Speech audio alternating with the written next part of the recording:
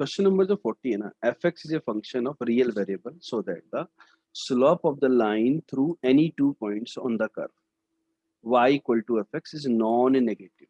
मतलब किसी भी दो पॉइंट को ज्वाइन करने पर जो स्लोप आएगा कोड का वो नॉन नेगेटिव, ठीक है, मतलब जीरो या positive. x equal to alpha minus f of alpha is a solution of the equation x equal to alpha minus f of x plus f of alpha अंदर है। then find the number of the other solution of the equation। ठीक है, तो यहाँ पर क्या किया जाएगा, तो फंक्शन के अंदर उसी टाइप का कुछ वैल्यू डाल रखा है। तो मान लेते हैं चलो कि बीटा एक सॉल्यूशन है दूसरा, बीटा जो सॉल्यूशन होगा उसकी value alpha minus F of alpha की इक्वल नहीं होगी। ठीक है, तो F of alpha plus beta की वैल्यू अल्फा की इक्वल नहीं होगी, तो we can say that alpha and F of alpha plus beta are the two different elements. मैंने इस प्रकार का फॉर्मेट क्यों बनाया उसको आप यहाँ से देखो, इस इक्वेशन में x plus F of alpha है ना, इसलिए मैंने बीटा को मतलब डायरेक्ट बीटा और alpha minus F of alpha नहीं मानने के बजाय मैंने क्या किया है, F of alpha plus beta and alpha माना है। समझ में आ गई ये फंक्शन में यहाँ पुट करने में आसानी नहीं रहेगी।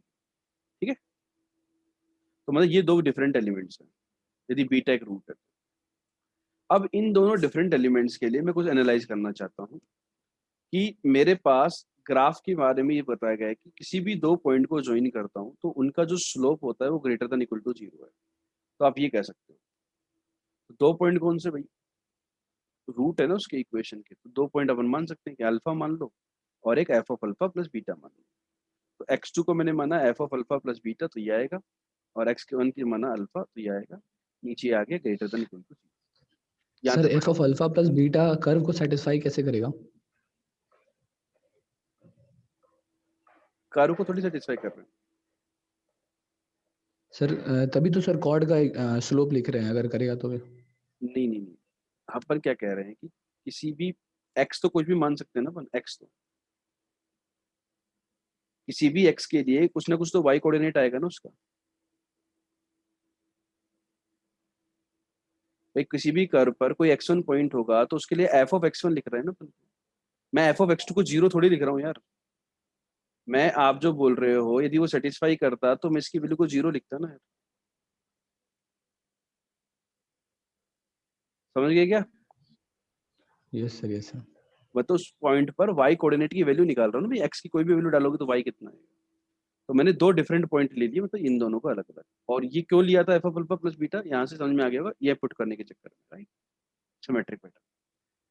तो यहाँ पर मेरे पास ये रिलेशनशिप आ गई।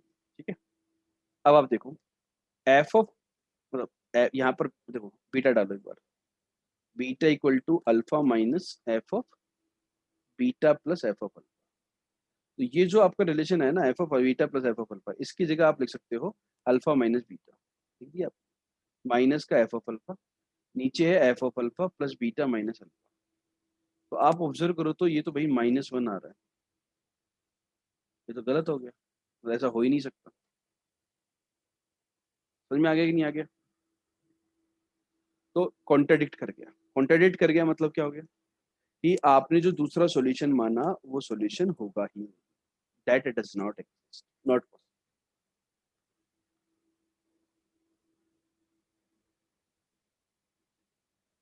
डन।